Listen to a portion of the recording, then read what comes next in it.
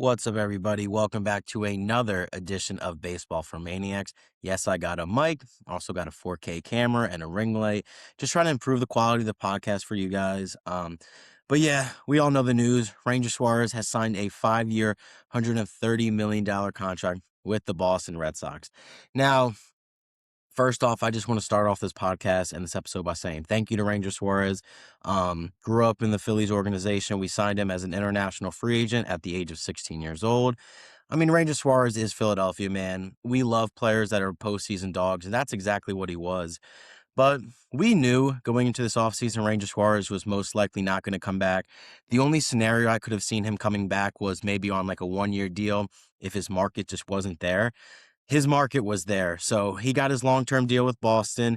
He got paid, and I could not be more happy for him and his family.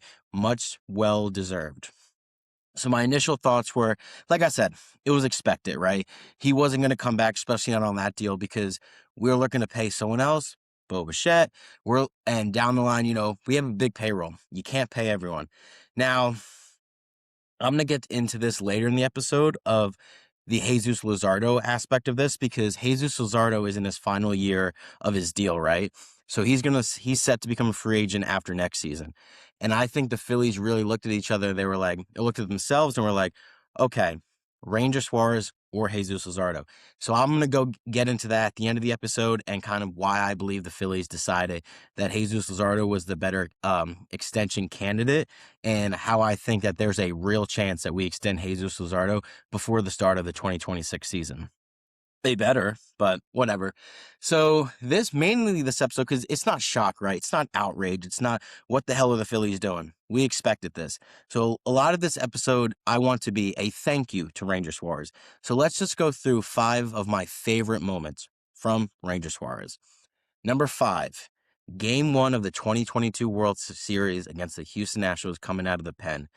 Man, just what he did in that postseason, from starting on the mound, and some of his moments in the list are from 2022 as well.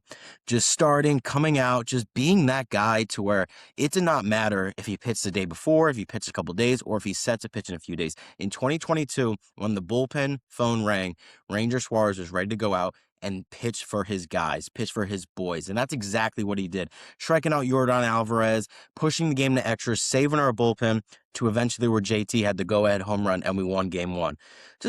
That's Ranger Suarez, man. That's exactly who he is. The lights were never too bright, and Boston's getting a postseason demon.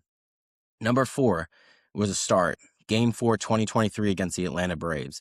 And if you guys know, the Braves were up 1-0 in that game. Ranger Suarez was dealing. He gave up that solo shot to Austin Riley, but he kept everyone in the game to where Strider was dealing up until the 4th. Then Nick Castellanos, our beloved Nick Castellanos, sends one to the moon, and it's a tie game, and then Ranger Suarez just kept him there. It took the pressure off of the offense to kind of let them do what they needed to do. The very next inning, Trey Turner hits a solo shot, and then the 6th inning, Nick Castellanos hits his 2nd home run of the game against Spencer Strider. And those are the moments you remember from Game 4. You remember the Castellanos home runs, the Trey Turner home runs, the Johan Rojas catch. But what I remember is Ranger Suarez going out and being a dog and sending us to the National League Championship Series. My 3rd favorite moment, we all know it, closing out Game 5 of the 2022 National League Championship Series against the San Diego Padres. 2 pitches. Comes in, gets, I don't know who hit it before Austin Nola, but the batter before him hits it to him. He throws it to first. Mind you, the conditions were terrible. It was cold. It was rainy. The sun was setting. And Ranger Suarez just came out of the bullpen, picked it up, did his usual thing, threw it to first. And in the very next pitch, he gets Austin Nola, brother of Aaron Nola, to pop up. And man, just sending us to the World Series, it's magical, dude. We're going to be watching that video for years and years and years. And hopefully when I have kids, I'm going to be showing them that video of JT hugging Ranger Suarez, his hands up. Just magical, man. I'm going to miss that. But like I said, can't pay everyone. My 2nd favorite Ranger Suarez moment was Game 1 of the 2022 National League Division Series against the Atlanta Braves. So if you guys remember, of course you do. Everyone remembers that run. Freaking magical, dude. Let's do it again at 26. Wheeler pitched Game 1 against the Cardinals. Nola pitched Game 2 against the Cardinals. So Ranger had to start. It was an afternoon game. I remember as I was at work, and of course, I'm going to sneak away to watch the Phils, dude. If I got to get fired for the Philadelphia Phillies, I will get fired for the Philadelphia Phillies. Luckily, no one found out. So I'm watching this afternoon game. I'm watching the offense explode in the first, and I'm also watching Ranger Suarez just have a gutsy performance. Did he have his best stuff? No. But what does Ranger Suarez do when he doesn't have his best stuff? He locks the hell in, and he grinds. He grinds. I think it was a like 4 inning outing, and he had like 80, 90 pitches. And I remember when he got that strikeout, him just pumping his fist. Because the thing about Ranger is he doesn't really show emotion like that. He's the most calm, cool, collective assassin you will ever see on a postseason mound. But when he showed that emotion, he's pumping his chest. You knew something was special. And then his performance to hold the Braves at bay is the reason we won game one of the NLDS. Of course, you got Casty. Of course, you got the hitting. Cool. But if you remember, Matt Olson hit a 3-run bomb in the ninth off Zach Eflin to make it a 7-6 game. Then Casty makes the catch of his life. We win game one. If we don't win game one against the Braves in 2022, we probably don't win that series. So I thank Ranger Suarez for that. All right. My laptop is freezing out.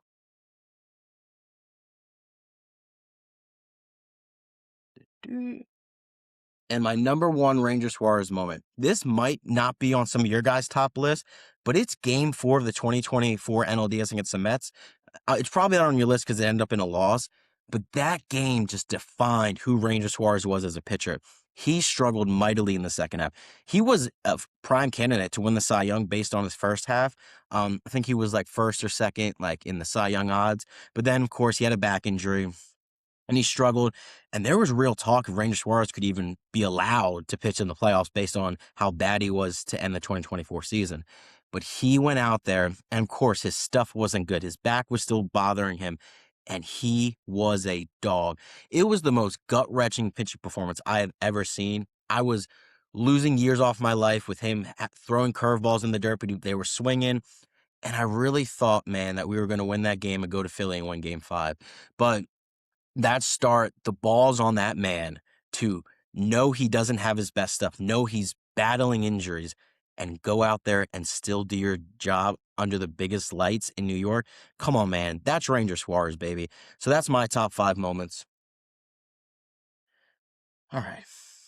Now let's look ahead to how this affects the Phillies in 2026, because Ranger Suarez will not be a part of that. So our rotation, opening day, of course, is going to be Christopher Sanchez. And then I think they go Aaron Nola too, just to split up the lefties. Then Jesus Luzardo, Andrew Payne, and Taijuan Walker. That's going to be our 5 to start the year. Excuse me. Because Zach Wheeler will not be able to start the year. He's still recovering from the injury. So I think he returns in like May or so. So I think we still have a really good rotation. I mean, if Zach Wheeler returns to his form and then you got Christopher Sanchez, that 1-2 punch I think is the best in baseball. And respectfully, I don't think it's even close. And then I think Aaron Nola is going to have a bounce back year. I really do. And here's the thing about Aaron Nola. Even year, baby. Even year Nola is a real thing. 2018 was the best version we have ever seen of Aaron Nola. And then 2020, whatever. He was good, but 2020, I kind of discredit that because it was a 60-game sample size. 22, he was dominant. 24, he had a really good year. 2026, Aaron Nola is going to go back to Nola's form. No Nola hate on this podcast ever. Love me some Aaron Nola. And then Andrew Painter, the top prospect, right? Yesterday I did a video going through prospects 5 through 1 in the Philly system. Talked about Andrew Painter, talked about how I think he's going to have a great year and he's going to return to the form he was before Tommy John in 2022. So I think Andrew Painter is going to be a mainstay in this Phillies rotation. And then Taijuan Walker. So for all the Taijuan Walker hate saga, his time in Philly has been a roller coaster ride, to say the least. But he pitched well in 25. He was in that hybrid role, going from the bullpen to the starting rotation. That's not an easy thing to do. And I think he pitched relatively well, to where if we keep Taijuan Walker, if we don't dump him in a salary trade or whatever, I think Taijuan Walker could be an effective number 5 in a big league rotation. And I'm confident that he can log innings for us in the 2026 season. But then once Wheeler returns in May, someone's going to have to leave the rotation. I think it's going to be Taijuan Walker just because I think the other 4 are much better than him. Now, if Andrew Painter struggles, it also gives you insurance to where, hey, maybe go back to AAA, maybe work on some things to where you're not too worried about your number 5. All right, like I mentioned at the start of this episode, Jesus Luzardo, baby. I think this lays the groundwork to the Phillies extending him in spring training. Because obviously, right now, their hands are tied with Bo Bichette and JT. They got to handle that. They got to handle the guys that aren't on the current big league roster. But once that gets settled, the dust settles, you know the team, you extend Jesus Luzardo, because I did an episode of my top 5 breakout players for 2026. Jesus Luzardo was my number 2 guy.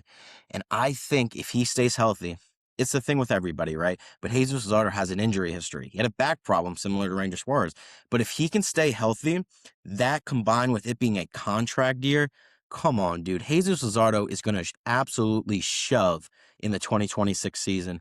And I think he's a playoff dog too. Game 2 against the Dodgers, he was phenomenal. Coming out of the pen game 4, and he's younger. Well, actually, I'm not sure if he's younger than Ranger Suarez. I think he is, but I think he's relatively close. But I think us letting Ranger Suarez walk means you have to extend Jesus Luzardo. And if he has the year I think he's going to have, and you don't extend him, I think he's going to be out of the Phillies' price range. Now, people might say, John Middleton, write the check, right? It's not my money.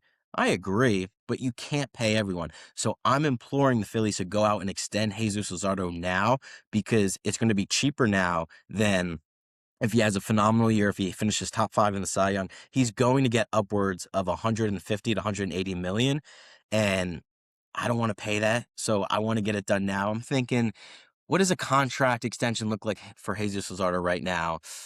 Thinking like 4 years, 120. I think that's feasible. And I think with the going rate of starting pitching, that's an absolute steal, especially if Jesus Luzardo is who we think he is. Now, how does this relate to Bo Bichette? I think this only enhances our chances of signing Bo Bichette because of the team Ranger Suarez went to. He went to the Red Sox. Now, there's rumors he was going to go to the Mets. That would have sucked, because anytime someone goes to the Mets, I don't care if it's my father, I'm going to dislike you, because once you're a New York Met, you are hated by me. You are hated by the city of Philadelphia. And I didn't want that to be Ranger Suarez, man. I didn't want to root against him. I want to if the Phillies are not playing one day and I'm looking for something to do, and Ranger Suarez is on the mound against the Red Sox, I can sit back, have a beer, and enjoy Ranger Suarez. If he was with the Mets, couldn't do that, man. Could not do that for 1 second. My allegiances lie with Philly and Philly only. If you ain't Philly red and you're a rival, you ain't a friend of mine. But that didn't happen. He signed with the Red Sox. And I just don't see the Red Sox paying the premium for Bo Bichette after already extending or signing Ranger Suarez.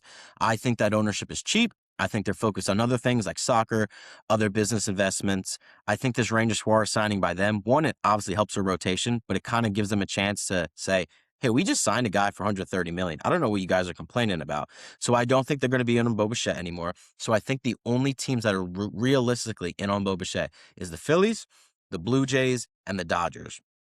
I don't think the Blue Jays are bringing him back. I think they have a logjam in the infield after they signed Okamoto to play third, but he can also play outfield. But then Ernie Clement, right? He had a postseason for the ages. So I think he's going to slot in at second. So I don't think the Blue Jays are going to bring him back. But the Blue Jays, they quite literally have unlimited money. They own the Rogers Center, or I think it's a TV thing, but they own the Rogers, right? They have so much money.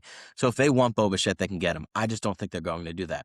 And then our Los Angeles Dodgers, the beloved Dodgers that ruined the 2025 season, ruined the run.